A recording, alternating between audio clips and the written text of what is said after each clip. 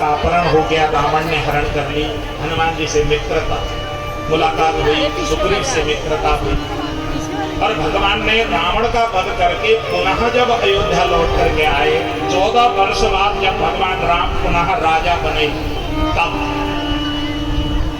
एक दिन भगवान राम अपने राज्य में विचरण कर रहे थे। एक धोबी अपनी पत्नी को डांट रहा, मुझे राम मत मान ले, एक उल्टे तो मुझे राम मत मान लियो। ना हम विभरमि त्वां दुष्टां असतिं परवेश्मगां स्त्रीलोभी विप्रियात् सीतां रामो नाहं भजे पुनः। हे असती, तुम मुझे राम मत मान लेना, स्त्री लोभी राम जैसा मुझे मत मान लियो। ऐसा अपने प्रजा के मुंह से जैसे ही भगवान राम ने सुन ली, माता जानकी के प्रति टिप्पणी कर रहा था। भगवान राम तो प्रजा पालक थे, भगवान राम ने निर्णय लिया मैं जानकी का परित्याग करूंगा। राजभवन में पहुंचे, भगवान राम ने अपने आप को कमरे में बंद कर लिया, कुछ किससे बात नहीं। माता जानकी दरवाजा खटखटाती रही गई, लेकिन भगवान राम ने दरवाजा नहीं खोला। प्रातःकाल का सूर्योदय जब हुआ, भगवान राम ने दरवाजा खोला। माता जानकी ने आकर भगवान राम के चरण में दंडवत किया। क्या बात है, आपने आज अपने आप को बंद कर लिया? नहीं जानकी, मुझे कुछ राजनीतिक चिंतन करना था, इसलिए मैंने दरवाजा बंद किया। भगवान राम ने जब कहा, माता जानकी ने आज रात को एक स्वप्न देखा था। जानकी उस समय गर्भवती थी, मां जानकी, और रात को स्वप्न देखा था एक ऋषि के आश्रम में भगवान राम और जानकी गए हैं, और ऋषि ने फल का प्रसाद दिया। माता जानकी ने वो स्वप्न की पूरी कथा भगवान राम को जब सुनाई, भगवान राम ने कहा, देवी यदि तुमने ऐसा स्वप्न देखा है तो तुम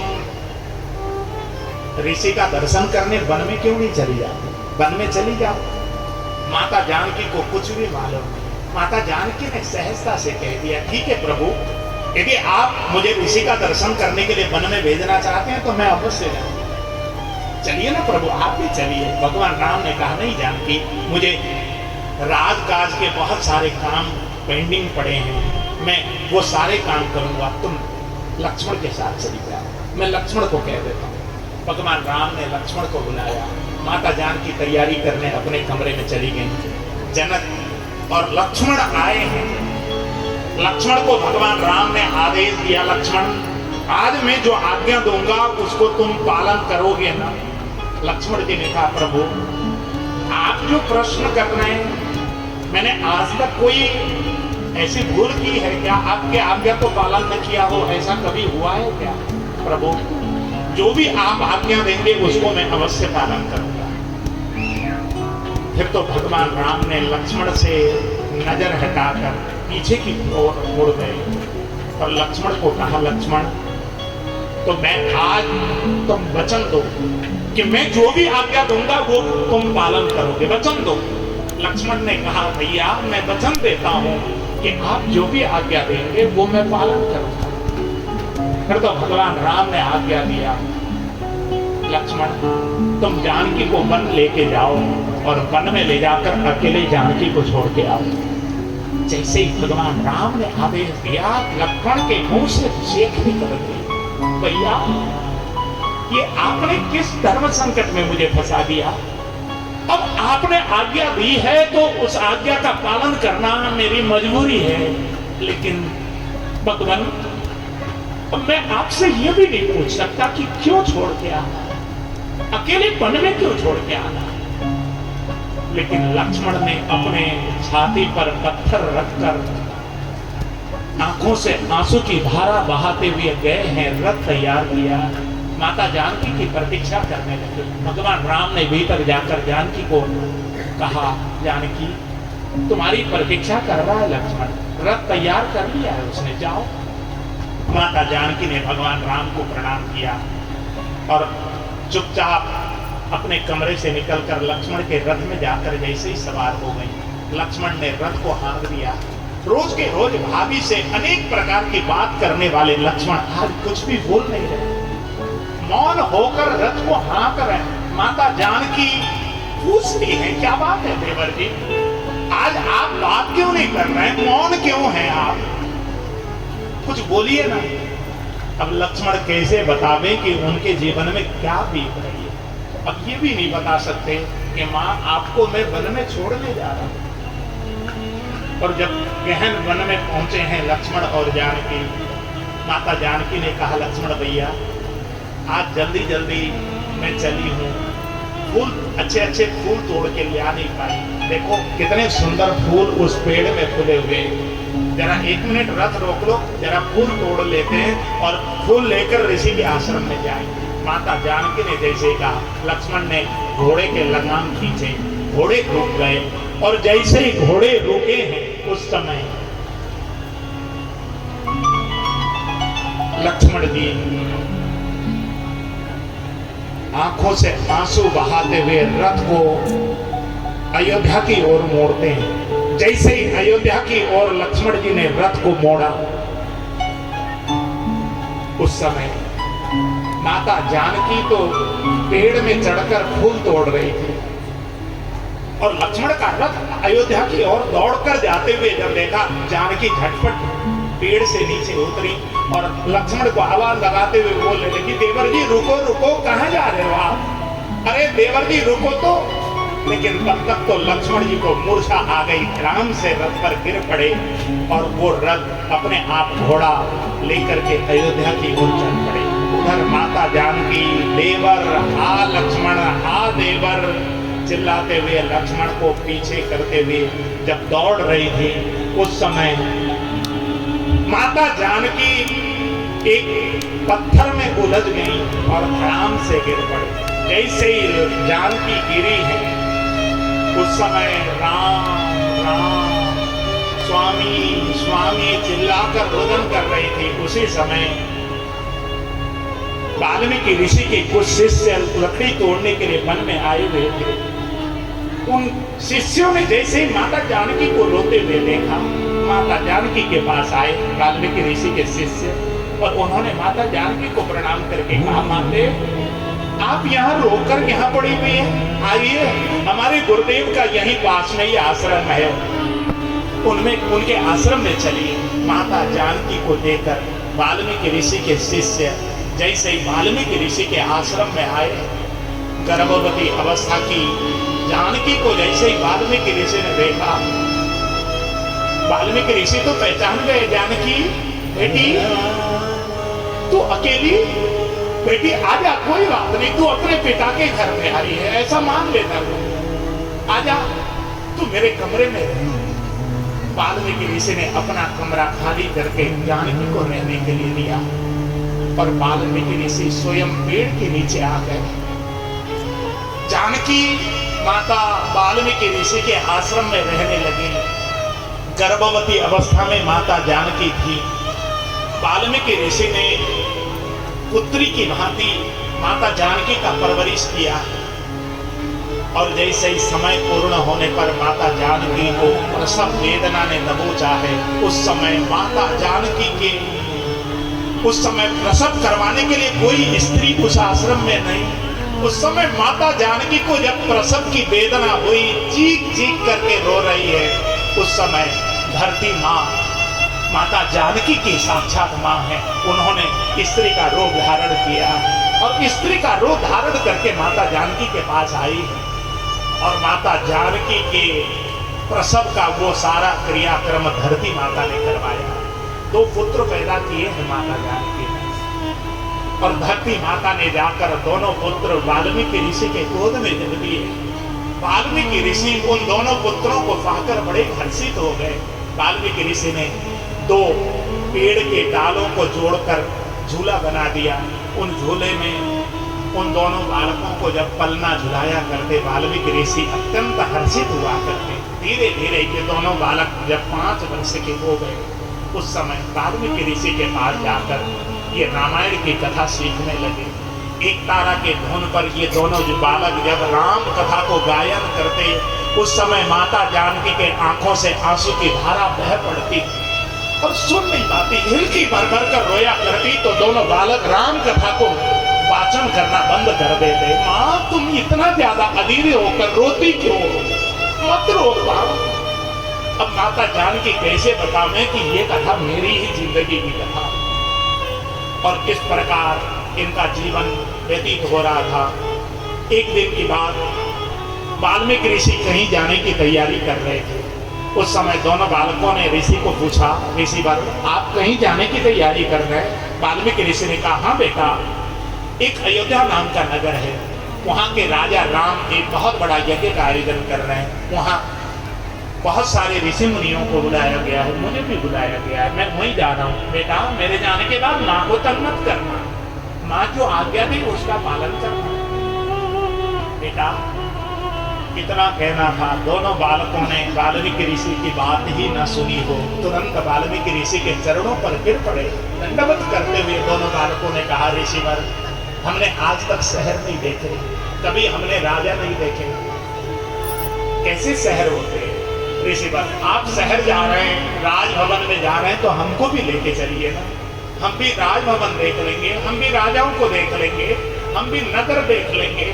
कल्पना करो मेरे राजा, अयोध्या के राजा राम के पुत्र, उन्होंने शहर नहीं देखे। जिनको डल्लभ के गद्दे में सोना चाहिए था, वो कुशा के आसन में सो रहे। उस समय वाल्मीकि ऋषि के मन में आया कि हो न हो, भगवान की प्रेरणा हो रही हो, इन दोनों बालकों को यदि मैं लेकर के चलूं और भगवान की नजर पड़ गई और भगवान पहचान गए, तो इनका कम से कम वनवास तो छूट जाएगा, इनको कम से कम राजभवन में तो भगवान रख लेंगे। ऐसी प्रेरणा वाल्मीकि ऋषि के मन में जब हुई, वाल्मीकि ऋषि ने कहा, बच्चों, यदि तुम्हारी माँ अनुमति देती हो तो तुम्हारे बच्चों को, तुम दोनों को मैं लेके जाने में मुझे कोई दिक्कत नहीं। दोनों बालक दौड़ लगाकर माँ के कमरे में गए, माँ के चरण छूकर कहा, माँ, आज तक हमने कभी पकवान नहीं मांगे आपसे, आज तक हमने कभी अच्छे वस्त्र नहीं मांगे माँ, आज तक हमने कभी आपसे खिलौने नहीं मांगे, कभी मिष्ठान्न नहीं मांगा। माँ, आज झोली फैलाकर आपके सामने भिक्षा मांगने आए हैं, तो भिक्षा दोगी कि नहीं? माता जानकी तो अधीर हो गई, दोनों बालकों को अपने छाती से लगा लिया। बेटा, मैंने जीवन भर परीक्षा दी और ये कैसी परीक्षा मेरे सामने आई है? आज मेरे बच्चे पहली बार मेरे पास कुछ मांगने आए, इनको मैं कुछ भी खिला देती हूँ, उसी को ये 56 भोग मान लेते हैं, कैसा भी वस्त्र पहना देती हूँ, ये पीतांबर वस्त्र पहनकर मानकर उसको पहन लेते हैं, लेकिन आज बच्चे आकर मेरे को धर्म संकट में कैसे डाल रहा है? माता जानकी बहुत अधीर हो रही है। आज माता जानकी ने दोनों बालकों को छाती से चिपका कर कहा, बेटा, क्या मांगना चाहते हो? मांगो ना। अपनी माँ से मांगने के लिए भी इस प्रकार भूमिका बनाने की जरूरत है क्या? जैसे ही माता जानकी ने कहा, दोनों बालकों ने हाथ फैलाकर, झोली फैलाकर कहा, माँ, कोई अयोध्या नाम का नगर है, उस नगर में कोई यज्ञ है, उस यज्ञ में हमारे गुरुदेव जा रहे हैं। हमने कभी आज तक शहर नहीं देखे, नगर नहीं देखे, राजा कैसे होते हैं हमने नहीं देखे। माँ, उस यज्ञ में नगर देखने के लिए हम भी जाना चाहते हैं, हमको भी वाल्मीकि ऋषि के साथ जाने की अनुमति दो। माँ, हमने आपसे पहली बार मांगा है, इसके बाद कभी आपसे कोई वस्तु मांगेंगे नहीं, हम वचन देते हैं। माँ, एक बार हमको नगर जाने की इच्छा है। दोनों बालकों ने माँ के सामने झोली फैलाकर माँ के चरण में जब बार बार दंडवत किया, उस समय माता जानकी अधीर होते हुए दोनों बालकों को छाती से चिपका कर बोलने लगी, बेटा, यदि तुम हमसे मन से इस प्रकार बात कह रहे हो बेटा, तो मैं तुमको जाने के लिए अनुमति तो दे दूंगी, लेकिन बेटा, तुम वाल्मीकि ऋषि की आज्ञा के बिना एक कदम भी आगे न बढ़ने की तुम वचन देते हो, तो हम तुमको जाने की अनुमति नहीं। क्योंकि माता जानकी को मालूम है ये बच्चे इतने तेजस्वी हैं, इनको किसी ने कान में कह दिया कि माता जानकी ही अयोध्या की रानी है और राजा राम ने निरपराध जानकी को वनवास दे रखा है, तो ये बालक इतने तेजस्वी हैं, ये यदि युद्ध करने को तैयार हो गए तो अयोध्या में युद्ध छेड़ सकता है। माता जानकी जानती है, इसलिए दोनों बालकों से वचन ले लिया। दोनों बालकों ने वचन दी, मां वाल्मीकि ऋषि की आज्ञा के बिना हम कुछ भी क्रियाक्रम कुछ भी नहीं करेंगे, उनकी आज्ञा के बिना हम कुछ भी नहीं करेंगे। यदि उन्होंने आदेश दिया कि हमको तत्काल अयोध्या से वापस घर जाना है तो हम वापस घर को आ जाएंगे। वचन दिया। माता जानकी ने दोनों बालकों को तैयार किया और तैयार करते समय जब बाल काटने लगी, दोनों बालकों को समझाया है, बेटा वहां अयोध्या के जो राजा हैं ना, उनको दूर से प्रणाम मत करना, उनके चरण में जाकर दंडवत करना। उन राजा की 3 बूढ़ी बूढ़ी माँ हैं, उनके चरण में जाकर दंडवत करना, वो आशीर्वाद देंगे। वहां राजा के कई भाई हैं, उनके भी चरण में जाकर दंडवत करना। उनकी जो रानियां हैं उन सबको भी प्रणाम करना। एक एक बात सिखाकर माता जानकी रोते बिलखते दोनों बालकों को तैयार करती हैं। बाल काट दिए, ललाट पर गोरोचन का तिलक लगा दिया, पाँव में खड़ाऊ पहना दी, हाथ में सुमिरनी पकड़ा दी, एक हाथ में एक तारा पकड़ा दिया, पीतांबर वस्त्र पहना दी और दोनों बालकों को तैयार करके जैसे ही गुरुदेव वाल्मीकि के पास लेकर आई, वाल्मीकि ऋषि को हाथ जोड़कर निवेदन किया है, ऋषिवर ये बालक बहुत ज्यादा तेजस्वी है, इनको संभाल के रखिएगा। वाल्मीकि ऋषि दोनों बालकों को अपने साथ में लेकर जब चले, दोनों बालकों ने माता जानकी का चरण छूकर आशीर्वाद दिया और दोनों के दोनों बालकों को लेकर वाल्मीकि ऋषि जैसे अयोध्या पहुंचे, सरयू के किनारे इन्होंने कुटिया में दोनों बालकों के साथ निवास किया। ऋषियों के लिए, मुनियों के लिए सरयू के किनारे कुटिया बनी। अनेक प्रकार की जो व्यवस्था है उसको संभालने की जिम्मेदारी लक्ष्मण जी ने अपने कंधे पर ली। संध्या के समय जैसे ही वाल्मीकि ऋषि पहुंचे, ऋषियों का जमघट हुआ, बहुत भीड़ जब आई, वाल्मीकि ऋषि ने दोनों लव कुश को कहा, बेटा इन ऋषियों को तुम राम कथा सुनाओ। दोनों बालकों ने आज अपना इस तारा के पार को कसा और जो राम कथा सुनाई और राम कथा सुनाया तो सारे के सारे ऋषि मुनि हिलकी भर भर कर उस राम कथा को सुनकर रोने लगे। सबकी हिलकियां बन गई। उसी समय काम की व्यवस्था को देखते हुए लक्ष्मण जी जब वहां पर आए, लक्ष्मण जी ने जैसे ही लव कुश को देखा, लक्ष्मण जी के आंखों से आंसू की धारा बह पड़ी। ये बालक तो हमारे सूर्य वंश के बालक जैसे दिखते हैं। चीख निकलती है लक्ष्मण के मुंह से, लेकिन अपने आप को संभाला है। लक्ष्मण ने कुछ बोले नहीं, जिस काम से आए थे वो काम को तो बुला दिया। सीधे भगवान राम के पास जाकर लक्ष्मण जी ने सूचना दी है, भगवान वाल्मीकि ऋषि के साथ 2 बालक आए हैं, वो बालक बिल्कुल सूर्य वंश के से लगते हैं। जैसे लक्ष्मण जी ने कहा, भगवान राम को सारी बात जानते हैं। भगवान राम ने कहा जो छोटे बच्चे होते हैं ना, वो सबके सब बड़े प्यारे होते हैं, अपने ही जैसे लगते हैं। भगवान राम ने विषय अंतर कर दिया। सारे के सारे ऋषियों को जब आज लव कुश ने राम कथा सुनाई, जब राम कथा को पूर्ण करने को वाल्मीकि ऋषि ने आदेश दिया, उस दिन की कथा ने जब विश्राम किया, सारे ऋषि मुनि उन बालकों को कुछ न कुछ भेंट देने लगे। कुछ ने सुमिरनी दी, कुछ ने माला दी, किसी ने अपने वस्त्र दिए। लेकिन कुछ ऋषि ऐसे भी बैठे थे जिनके शरीर में एक लंगोटी तक नहीं था, दिगंबर अवस्था के थे। उनको लगा कि हम क्या भेंट। उन्होंने अपनी शेष आयु ही उन बालकों को अर्पण कर दी, अपना प्राणांत कर दिया। ये बालक यदि जीवित रहेंगे तो ये जगत को राम कथा का गायन करके सुनाया जाए। ऋषि अपना प्राण त्याग कर दे। और प्रातः काल का सूर्योदय जब हुआ, दूसरे दिन ये दोनों बालक सरयू में जाकर स्नान करके आते हैं। वाल्मीकि ऋषि से अनुमति लेकर जैसे ही अयोध्या नगरी की परिक्रमा करने के लिए ये दोनों बालक निकले, इन्होंने एक तारा अपने साथ में लिया हुआ है और एक तारा साथ में लेकर जैसे ही ये अयोध्या नगरी की परिक्रमा करने के लिए निकले, अपनी माँ की याद आ गई। जब माँ की याद आई तो उस समय दोनों बालक लव और कुश अपने एक तारा के धुन में माँ का गीत गाने लगे। राम ने जब ये गीत सुना है, भगवान राम तो हृदय भर भर कर रो रहे। माँ, इन दोनों बालकों को राजभवन में बुलाओ। माँ, माता कौशल्या से हाथ जोड़कर जब प्रार्थना की है भगवान राम ने, माता कौशल्या भगवान राम को ढांढस बंधा रही है और दोनों बालकों को बुलावा भेजा है। भगवान राम ने दोनों बालक वाल्मीकि ऋषि के साथ जब आश्रम में आए, राजभवन में आए, दोनों बालकों ने जाकर भगवान राम के चरण में जब दंडवत किया, तीनों रानियों के चरण में जाकर जब दंडवत किया, लक्ष्मण जी को, भरत जी को, शत्रुघ्न के चरण में जाकर जब दंडवत किया, क्योंकि मां ने सिखा वो जाकर दे दी। भगवान राम ने कहा, बालकों, हमने सुना है कि तुम बहुत सुंदर राम कथा का गायन करते हो। दोनों बालकों ने कहा, हाँ प्रभु, हम राम कथा का बहुत सुंदर गायन करते हैं। अच्छा, हमको सुनाओगे नहीं? हमको सुनाओ ना।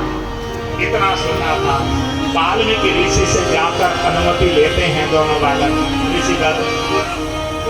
यहाँ के राजा राम कथा सुनाने का आग्रह करते हैं। क्या क्या है गुरुदेव?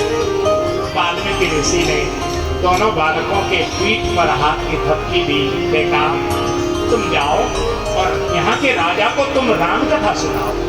जैसे ही वाल्मीकि ऋषि ने कहा, दोनों के दोनों बालक उच्च सिंहासन पर बैठे बैठे वो मंच पर आ गए। मंच पर खड़े होकर दोनों बालकों ने एक तारा के तार को कसा है और दोनों बालकों ने आज सबको प्रणाम करके आज राम कथा का गायन करना प्रारंभ किया। श्री राम राम जय जय राम, जय राम जय जय राम।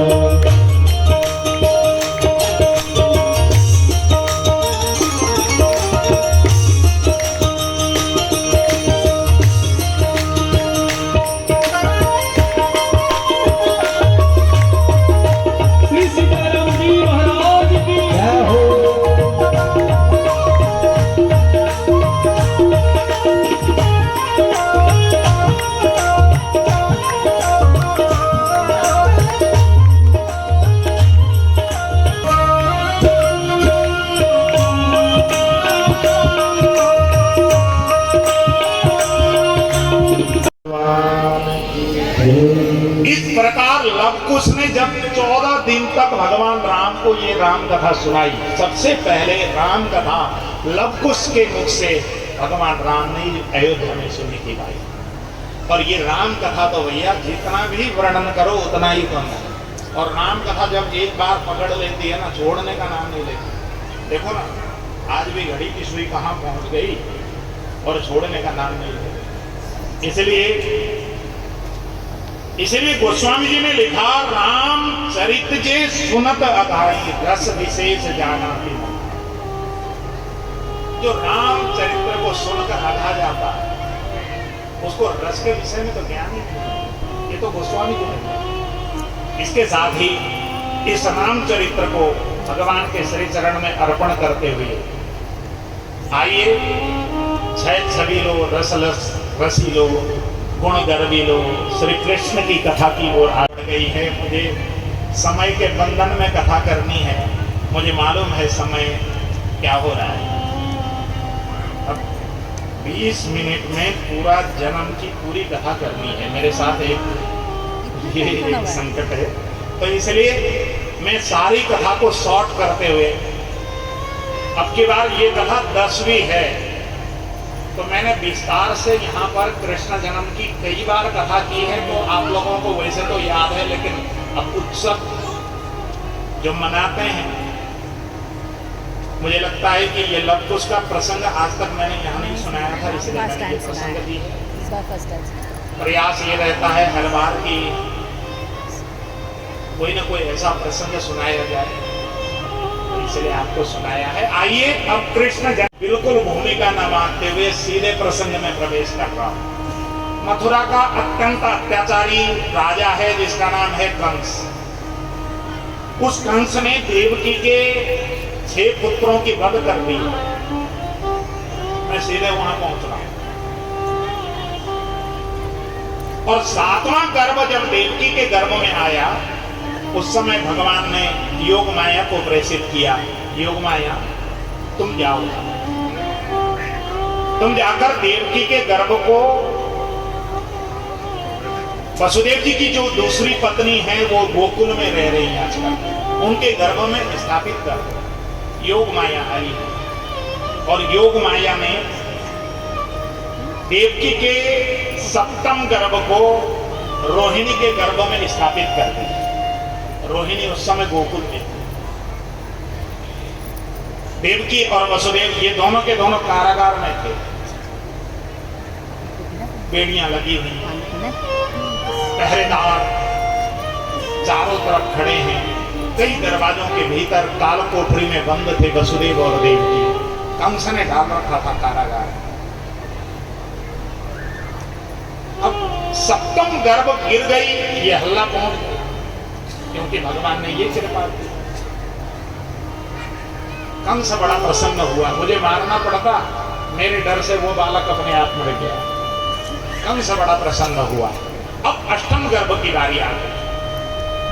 देवकी 8वां बार जब गर्भवती हुई हैं, भगवान देवकी के गर्भ में जब आए, आकाश में देवता आकर भगवान की गर्भवत स्तुति करने लगे। स्वागतम कृष्ण सुस्वागतम कृष्ण,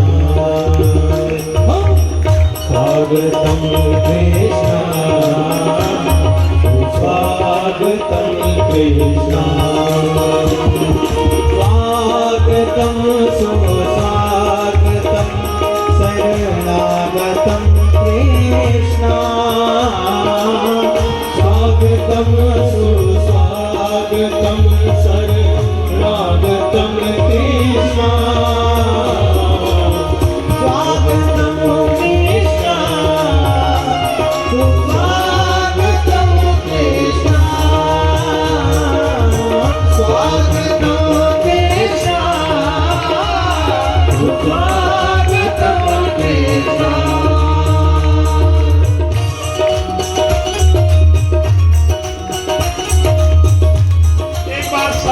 खड़े कर दी।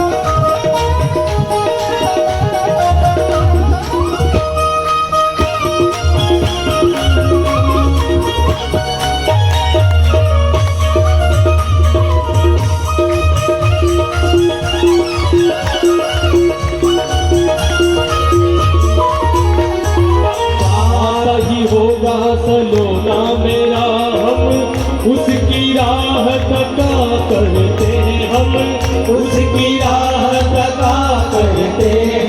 कविता सविता नहीं जानते हैं, मन में आया जो बता करते हैं, मन में आया जो बता करते हैं, मन में आया जो बता करते हैं। स्वागतम कृष्ण, स्वागतम कृष्ण, स्वागतम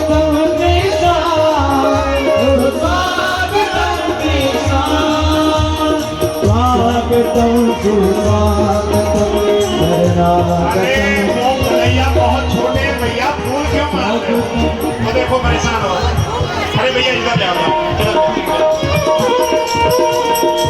स्वागतम सुस्वागतम शरणागतम कृष्णा स्वागतम सुस्वागतम शरणागतम कृष्णा स्वागतम कृष्णा सुस्वागतम कृष्णा स्वागतम कृष्णा सुस्वागतम कृष्णा शरणागतम कृष्णा सुस्वागतम कृष्णा शरणागतम कृष्णा सुस्वागतम कृष्णा। देखो गर्भ में आते ही भगवान पैदा हो गए, ठीक है ना? और भगवान जब आ ही चुके हैं तो अब सीधे हम उत्सव में प्रवेश कर रहे हैं। भगवान जब प्रकट हुए, वसुदेव जी टोकरे में रखकर गोकुल गए और गोकुल में ले जाकर भगवान को जैसे ही पधराया, गोकुलवासी झूम झूम कर नृत्य करने लगे। मैं तो नंदे बाबा के घर जाऊंगी, मैं तो नंदे बाबा के घर जाऊंगी, बधाई लेके आऊंगी, बधाई लेके आऊंगी, बधाई लेके आऊंगी, बधाई लेके आऊंगी। ओ मैं तो रणवीर बाबा के घर जाऊंगी, मैं तो रणवीर बाबा के घर जाऊंगी, बधाई लेके आऊंगी, बधाई लेके आऊंगी। ऐसे नहीं, दोनों हाथ से ताली की सेवा करते हुए बड़े सुंदर नृत्य करते हुए भैया।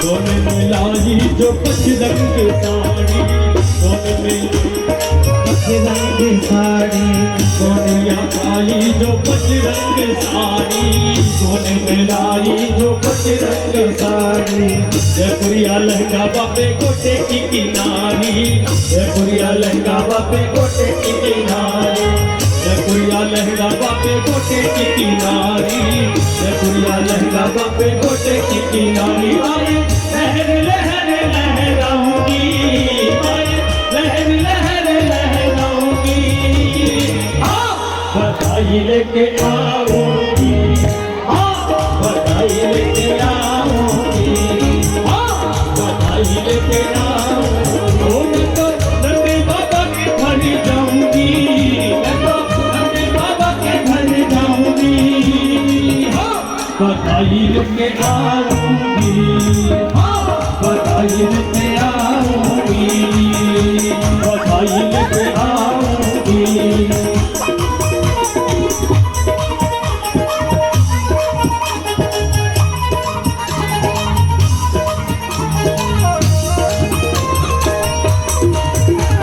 और कृष्ण लाल की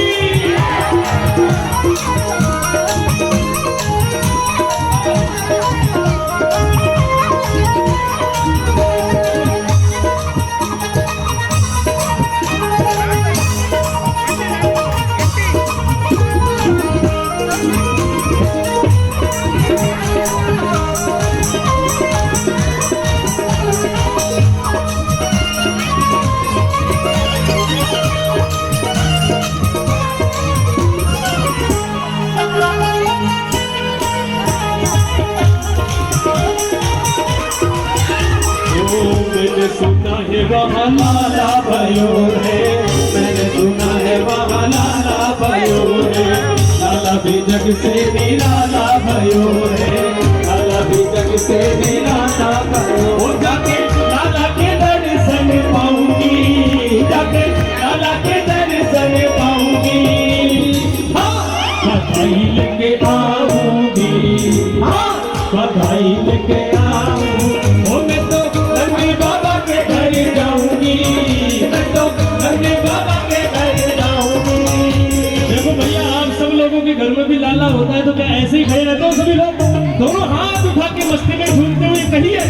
ओ तेरी गोद में आयो लाल बधाई दे तेरी मैया, ओ तेरी गोद में आयो लाल बधाई दे तेरी मैया, दे तेरी मैया बधाई दे तेरी मैया, दे तेरी मैया बधाई दे तेरी मैया। ओ झूले ओ झूले ओ झूले पलना में गोपाल बधाई दे तेरी मैया, ओ तेरी गोद में आयो ना बधाई दे तेरी मैया।